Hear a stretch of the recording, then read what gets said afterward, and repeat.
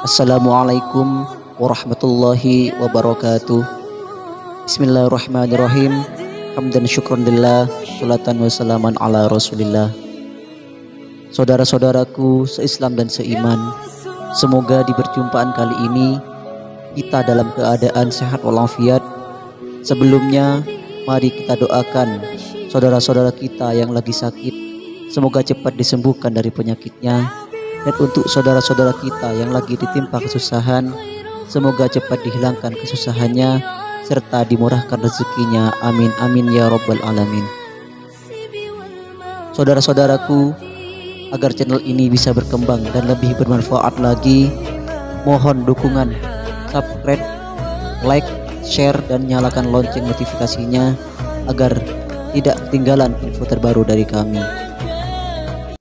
4 tahun belakangan ini, khususnya sejak Desember 2004 saat tsunami menerjang kawasan barat Indonesia, khususnya wilayah Nanggro Aceh Darussalam, kita semakin sering melihat dan menyaksikan berbagai peristiwa besar yang menimpa negeri ini.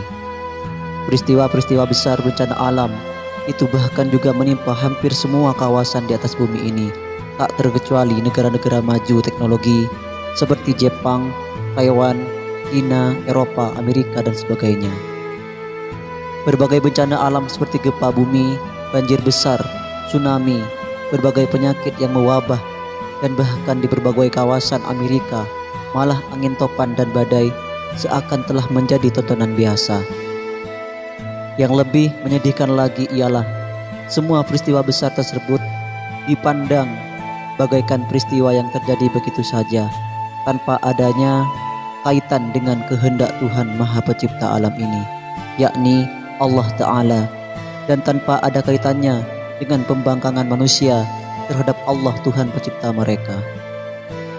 Hal tersebut dapat kita lihat ungkapan dan opini yang berkembang dalam masyarakat yang mengandung semangat melawan bencana-bencana besar dengan cara membangun rumah dan gedung anti gempa, teknologi pendeteksi tsunami, kanal-kanal raksasa, pengendali banjir, hujan buatan untuk mengatasi kekeringan, menciptakan vaksin anti berbagai virus yang menyebar di berbagai penjuru dunia, dan sebagainya.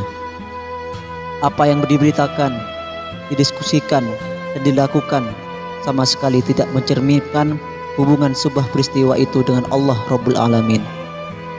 Al-Quran dengan tegas menjelaskan bahwa sebab utama terjadinya semua peristiwa di atas bumi ini, apakah gempa bumi, banjir, kekeringan, tsunami, penyakit taun atau mewabah, dan sebagainya, disebabkan ulah manusia itu sendiri, baik yang terkait dengan pelanggaran sistem Allah yang ada di laut dan di darat, maupun yang terkait dengan sistem nilai dan keimanan yang telah Allah tetapkan bagi hambanya. Semua pelanggaran tersebut yakni pelanggaran sunnatullah di alam semesta dan pelanggaran syariat Allah yang diturunkan kepada para nabi dan rasulnya, termasuk Nabi Muhammad SAW, akan mengakibatkan kemurkaan Allah. Kemurkaan Allah tersebut direalisasikan dengan berbagai peristiwa seperti gempa bumi, tsunami, dan seterusnya. Semakin besar pelanggaran manusia atas sistem dan syariat Allah, semakin besar pula peristiwa alam yang akan tertimpa pada mereka. Allah menjelaskan dalam Al-Quran, fakullan akhadna bidzambihi faminhum man arsalna alaihi hasiba wa minhum man akhadat usayhatu wa minhum man khasafna bihil arda wa minhum man awraqna wa ma kana Allahu liyadlimahum walakin kanu anfusahum yadlimun.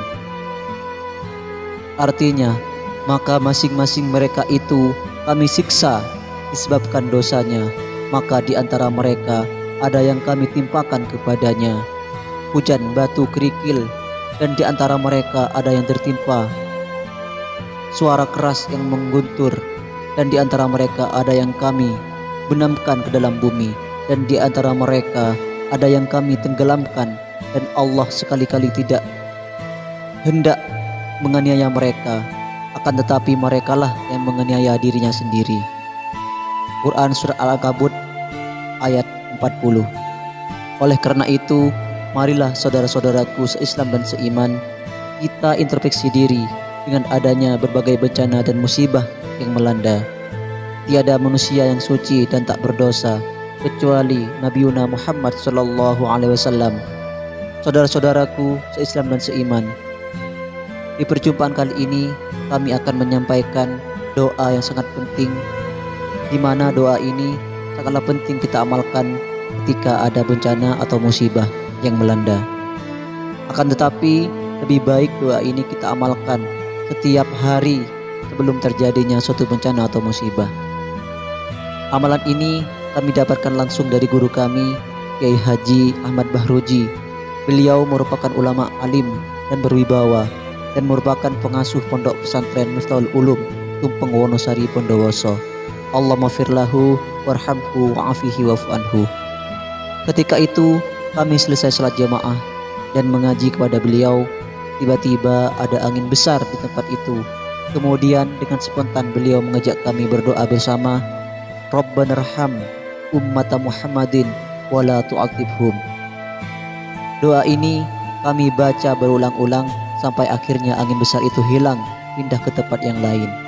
Dan ketika itu pula beliau berpesan kepada kami agar senantiasa mengamalkan doa ini, baik ketika tidak ada bencana atau musibah maupun ketika ada bencana atau musibah yang melanda.